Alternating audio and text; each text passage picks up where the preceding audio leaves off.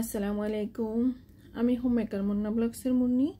আজও হাজির হয়ে গেলাম নতুন আরেকটা ভিডিও নিয়ে। আশা করছি কাছে দূরের দেশ বিদেশ যে যেখান থেকে আমার এই ভিডিও দেখছেন বা দেখবেন সবাই ভালো আছেন। আমরা আলহামদুলিল্লাহ ভালো আছি। আজকের ভিডিওটা শুরু করে দিলাম রান্নাঘর থেকে, আর এই রান্নাঘর থেকেই আমি নাস্তা করে নিচ্ছি, আর সেই নাস্তা দিয়ে ভিডিওটা শুরু। তো খোলাজা পিঠা বা আমরা ডিমচিতি পিঠা বলি এটাকে, তো সেই পিঠাটা বানিয়ে নিয়েছি, আর সাথে ছিল চা। এই দিয়ে খেয়ে নেব। মানে সকালবেলা দুইজনেই, কিন্তু মেয়ে খেয়েছিল নুডলস, আর ছেলে অবশ্য ভাত, মানে ভাতটাকে ভেজে দিয়েছি, যেটাকে ফ্রাইড রাইস বলি আর কি। ভাত ভাজা খেয়ে গিয়েছে, তাড়াহুড়ো করে তাকে সেটাই দিয়ে দিয়েছিলাম। তারপরে আমি আবার অনেকক্ষণ শুয়েছিলাম। শোয়া থেকে উঠে ভাবলাম যে কী মানে বানিয়ে নেব আর কি। তো খান সাহেব বলছিল উনি নাকি বিস্কিট আর চা খেয়েছিলেন ছেলেকে যখন চা বানিয়ে দিয়েছিলেন তখন। তো বলতেছে যে কিছু একটা টুকিটাকে খেয়ে নেওয়ার জন্য। তো পরে ভাবলাম টুকিটাকে খেতে ইচ্ছে করতেছে না, আর একটু ডিমচিতি পিঠা বানিয়ে নিই, অনেকদিন হচ্ছে পিঠাটা খাওয়া হচ্ছে না।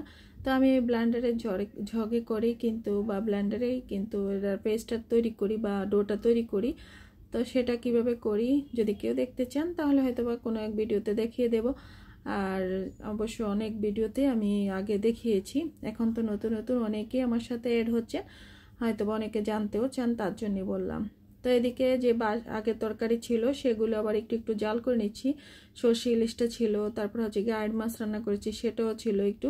তো দুইটাই একটু একটু জাল করে নেব ফাঁকে ফাঁকে। আর এদিকে চা বানিয়ে খান সাহেবকে প্রথম প্রথম দিয়ে দিয়েছি। আর এই পিঠাগুলো খেতে গরম গরমই ভালো লাগে। আর আমি যেহেতু এটা ফ্রাই প্যানের মধ্যে তৈরি করি, তার জন্য আসলে খোলা থেকে উঠানোর সাথে সাথে খেতে হয়, নয়তো ঠান্ডা হয়ে গেলে একটু সফট হয়ে যায় আর কি। সফট পিঠাটা খেতেও কিন্তু খারাপ লাগে না, তারপরও মুচমুচে পিঠাটা একটু বেশি ভালো লাগে। তো একটু অনেকক্ষণ চুলায় রাখতে হয়, তাহলে সাইডগুলো যখন একটু ব্রাউন হয়ে যায় তখনই আসলে তুলে নিলে ওই পিঠাটাই বেশি ক্রিস্পি হয়ে যায়। তো এই তো হয়ে গেল পিঠা, আর আমি অফ ক্যামেরা বাকিগুলো বানিয়ে রেখে দিয়েছিলাম, আর আমি এইদিকে চা আর পিঠাটা খেয়ে নিয়েছিলাম। তারপরে তো চলে আসলাম আবারও রান্নাঘরে, সেই রান্নার সরঞ্জাম নিয়ে বসে পড়লাম। তো এগুলো আবার বাজার থেকে এনেছিল বাদাম, তারপর হচ্ছে গিয়ে চা পাতা, ডাল, আদা, রসুন এইসব। তো সবগুলো এক এক করে যেটা যেখানে রাখার সেটা সেখানে রেখে দেব। তো আমি আদাটা কিন্তু ফ্রোজেন করব, আর কিভাবে করি সেটাও আজকের ভিডিওতে আপনাদের সাথে শেয়ার করব। তো এভাবে আমার প্রত্যেকবারই 1 কেজি 1 কেজি করে আদা আনা হয়, আর আমি প্রায় 3-4 কিলোর মতো কিন্তু আমার ফ্রিজে ফ্রোজেন করা আছে। এখন তো আদাটার দামটা একটু কম, 100 টাকা বা 120 টাকার উপরে কিন্তু ওঠে না, এখন একটু দামটা কমই। আর এই আদাগুলো দেশীয় আদা, আর খুব ভালো। তো একটু বালি থাকে, কিন্তু ধুয়ে টুয়ে পরিষ্কার করে নিতে হয়। তো এখন যেহেতু দাম কম আছে ভাবলাম যে ফ্রোজেন করে রাখি, পরবর্তীতে কাজে লাগতে পারে। আর দাম বাড়ুক আর কমুক যাই হোক, যখন প্রয়োজন অনুসারে আমি নামিয়ে নিতে পারবো। তো এই যে 1 কেজি আদা এনেছে আবারও। তা একসাথে অনেকগুলো আনতে গেলে আমার একটু চাপ হয়ে যায় আর কি, কারণ একা হাতে তো এগুলো সামাল দিতে হয়। রান্নার ফাঁকে ফাঁকে যেহেতু আমি এইসব কাজগুলো করে থাকি, তো একা একা একটু কষ্টই হয়ে যায়। তো আদাটা ঢেলে নিলাম, আর বাদাম ঢেলে নিলাম, ডাল টাল সব ঢেলে নিলাম। আর এদিকে নুডলস শেষ হয়ে গিয়েছে আমার মেয়ের, তো এটা হচ্ছে গিয়ে প্রিয় খাবার বা জাতীয় খাবার যেটাই বলেন, ওকে মনে হয় 3-4 বেলা যত বেলাই হোক নুডলস দিলে ও মাশাআল্লাহ খেতে পারবে। তো মাঝখান দিয়ে কেন জানি জ্বরটা হওয়ার পর নুডলসটা অনেক দিন খায় নাই, বলেও না যে নুডলস খাবে, কিন্তু এখন আবার খাচ্ছে মাশাআল্লাহ। আর এদিকে ডাল বোনা করব, তাই ডালটা নামিয়ে নিলাম। হলুদের কৌটোয় হলুদ ঢুকাতে হবে। তো এখন তো একবারে পুরোপুরি শেষ হচ্ছে না, তাই আর কৌটোটা ধুয়ে নেই নাই, একটু টিস্যু দিয়ে মুছে নিলাম। আর যেই পলিথিনগুলো হচ্ছে, যেগুলো পরিষ্কার আর ফাটা টাটা নাই, সেই পলিথিনগুলো আমি ভাঁজ করে আবার রেখে দিয়েছি, পরবর্তীতে কাজে লাগবে। আর মাছ মাংস রাখতে এটা ব্যবহার করি। আর এদিকে চিনি এনেছিল, চিনিটা এই বয়মে অনেকটাই ছিল, তো এটার মধ্যে কিছুটা নিয়ে তারপরে বাকিটা রান্নাঘরে বা রান্নার চুলার কাছে যেটা রাখি সেটার মধ্যে আবার ঢেলে নিচ্ছি। তো আসলে এভাবে কাজ, মানে কাজের কোনো শেষ নাই, কাজ করতেই হয়, করেই যাচ্ছি। আর এদিকে দেখেন আবার ফেলেও দিলাম। তো যাই হোক, সেটা মানে আর কি আর করা, পরে যখন গিয়েছে সেটাকে তো ফেলেই দিতে হবে। আর এদিকে যে হলুদ কিন্তু ঢুকিয়ে নিচ্ছি, আর এই হলুদটা আমি একসাথে 2 কেজি হলুদ এনেছিল, ভালোভাবে ধুয়ে পরিষ্কার করে শুকিয়ে তারপরে মেশিন থেকে ভাঙিয়ে এনেছিলাম। তো এখন কেবল রেখে রেখে মানে খাওয়া হচ্ছে আর কি, যখন প্রয়োজন হয় এই কৌটার মধ্যে ঢুকিয়ে নিই। তো এভাবেই করে নিই। আর মরিচের গুঁড়াটাও কিন্তু সেম ভাবেই করে নিই। তো আর এদিকে আবার তেলের জারে তেল নেই, তেল ঢুকাতে হবে, মানে কাজের মনে হয় যেন মানে করতেই আসি, মানে কোনো শেষ নেই এর। আর কেবল মানে করাই হয়ে যাচ্ছে আর কি। রান্নাঘরে যতক্ষণ থাকি মনে হচ্ছে যেন হাত পা আরও কয়েকটা যদি থাকতো তাহলে আর একটু সুবিধা হতো, সব কাজ মনে হয় আরও একটু তাড়াতাড়ি হয়ে যেত। আর রান্না করার সাথে সাথে যদি এই কাজগুলো করি আসলে আমাকে আবার বাড়তি সময় দিতে হচ্ছে না, কারণ রান্নার ফাঁকে ফাঁকেই তো হচ্ছে। আর এখানে তো আর লাকড়ি ঠেলতে হচ্ছে না, গ্যাসের চুলা যেহেতু। আর এইদিকে আমার তুলসী পাতাগুলো একদম মুচমুচে হয়ে গিয়েছে, তো একটু ডাঁটগুলো দিয়ে আসলে হাত দিয়ে ভাঙতে গেলে না হাতের মধ্যে একটু খোঁচা খোঁচা লাগে, ব্যথা লাগে। তার জন্য এই যে দেখেন পুঁতা দিয়ে আমি কি করতেছি, এভাবে করে নিয়ে আমি বয়ামের মধ্যে ঢুকিয়ে নেব। তো একদম পাউডার করে নিচ্ছি, যাতে মানে চায়ের সাথে চাটা ছাকলেও যেন পাউডারটা যেন চায়ের সাথে থাকে। তাহলে হবে কি আমার পেটে মানে খাওয়া হয়ে যাবে, আর খেলে তো এটা একটা ঔষধের কাজ করবে। তার জন্য সামির আপু বলেছিল আদা শুকিয়ে নেওয়ার জন্য এর সাথে।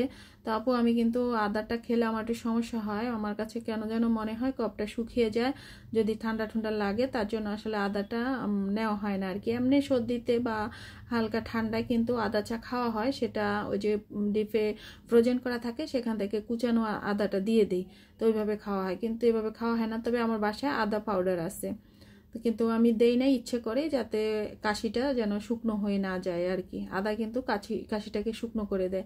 আর এদিকে আমার তো থাকে ব্লেন্ডারটা, তো সবসময় এখানেই থাকে। আর দেখেন সুইচ বোর্ডের অবস্থা, আমরা যখন আসছি তখনও সেমই ছিল, ওনাকে আর বলি না চেঞ্জ করে দেওয়ার জন্য। আর এই যে কস্টিপ দিয়ে রেখে দিয়েছি যাতে বাচ্চাদের কোনো অ্যাক্সিডেন্টলি এটার মধ্যে আঙ্গুল টাঙ্গুল না লাগে আর কি। তো ওনার বাসা উনি প্রয়োজন মনে করলে হয়তো বা আমরা যখন ঢুকেছি তার আগে ঠিক করে দিত, উনি যেহেতু দেন নাই তো আমি এটাকে যতটা সম্ভব যেভাবে পারি ম্যানেজ করে থেকে যাচ্ছি আর কি। 7-8 বছর তো হলো এখানে থাকতেছি, এটা এভাবেই ছিল আর কি। আর এদিকে দোয়াপালাটা অনেকটাই শেষ হয়ে গিয়েছে, যে ফাঁকে ফাঁকে এগুলো আবার ধুয়ে নিয়েছি, এখন পানি ঝরার জন্য এখানে রেখে দিয়েছি। আর আমার সিঙ্কের উপরে যে সেলফটা পানি ঝরানোর জন্য রেখে দেয় থালা বাসন, সেটা একদম ভরে গিয়েছে, তার জন্য বাকিটা এখানে রেখে দিলাম। আর আদাগুলো এভাবে ধুয়ে নিচ্ছি। আর দেখেন কি পরিমাণে বালি।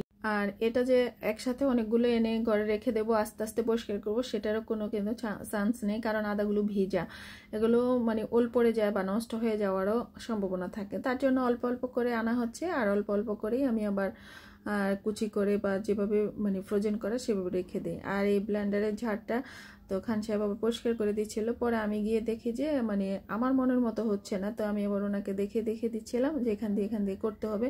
আসলে এটা তো রান্নাঘরেই থাকে, এটা একদম রাফ ইউজের থেকেও বেশি করা হয়, মানে যা আছে সব কিছু কিন্তু এটার মধ্যেই করে থাকি। আর রান্নাঘরে থাকলে তো সব কিছু একটু তেল কাজটা হয়েই যায়, তো মাঝে মাঝে আবার পরিষ্কার করেও নেওয়া হয়। তো উনি করে দিয়েছেন, তো যতটুকু করে দিয়েছেন আলহামদুলিল্লাহ, বাকিটা আমি আবার একটু ঠিকঠাক করে নিচ্ছি। আর যেখানে এটা রাখি সেই জায়গাটাও আমি ভালোভাবে মুছে নিয়েছি, আবার সেখানে রেখে দিলেই হয়ে যাবে। তো দেখেন রান্না করতে গিয়েছি রান্নাঘরে, কিন্তু সাথে কত কাজ করে নিলাম। আর এটা কিন্তু আমার রান্নার করার সাথে সাথেই রান্নাও শেষ, কাজগুলোও শেষ, তারপর আমি রান্নাঘর থেকে চলেও যেতে পারবো।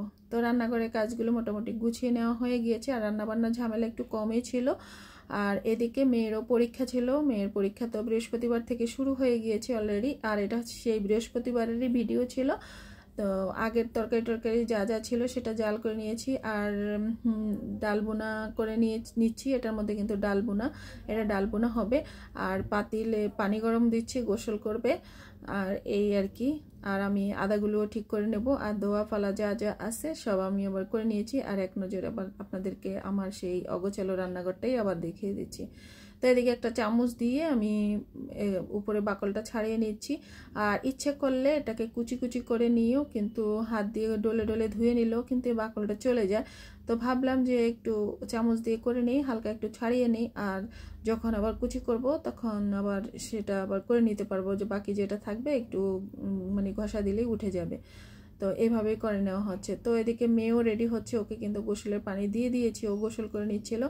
আর অবশ্য খেয়ে যায় নাই, ওকে বললাম যে কেবল তাহলে নামাজ আর কোরআনটা পড়ে যাও, যেহেতু মানে 1:30 থেকে পরীক্ষাটা শুরু, তো বাসা থেকে 1টা বাজে গেলেও সমস্যা নেই, 2-3 মিনিটের রাস্তা, তারপরেও কিন্তু রিক্সায় চলে যায়, কারণ বাবার সাথে যায়, তো বাবাকে ফুসলিয়ে পাসলে সে রিক্সায় চলে যায়। তো তো আর খেয়ে আর কিন্তু যায় নাই ওই দিন। তারপরে যে পরীক্ষাগুলো ছিল তারপরে কিন্তু খাইয়ে দিচ্ছি। পরীক্ষাগুলো ছিল বলতে তারপরে আর একটা হয়েছে রবিবারে, আজ তো হচ্ছে গিয়ে সোমবার, আজকে পরীক্ষা ছিল না, আবার মঙ্গলবারে পরীক্ষা আছে। তো এই তো আদাগুলো করে নিচ্ছি। আর এদিকে ডাক পড়ে গিয়েছে, মেয়ে কিন্তু রেডি। মেয়ে তো সবসময় বোরকা পরেই স্কুলে যায়, কিন্তু পরীক্ষার টাইমে তো ব্যাগ নিয়ে যেতে পারে না, আর স্কুলে বোরকা পরে থাকতে পারে না, স্কুলে গেলে বোরকা খুলে নিতে হয়। তো ও বলতেছে আম্মু কোথায় রাখবো বোরকা, তার জন্য ও আর বোরকা পরে যায় না। তার জন্য বললাম যে ওর বাবাকে যে মেয়েকে যেন দিয়ে আসে, কারণ এতদিন তো বোরকা পরে যেত, ও একা যেত, কিন্তু এখন বোরকা ছাড়া যাচ্ছে, তাই ও বাবাই প্রতিদিন দিয়ে আসছে, আবার নিয়ে আসছে। আর এদিকে হচ্ছে গিয়ে এটা হচ্ছে আমার ছোট বোন বলতে আমার ছোট ভাই তাজ। ও চুলগুলোকে একটু বড় বড় রেখেছে, তা আমি বললাম যে আমি ভিডিও করতেছি, আমি সবাইকে বলবো যে আমার ছোট বোন এটা, তাই জন্য হেসে দিল আর কি।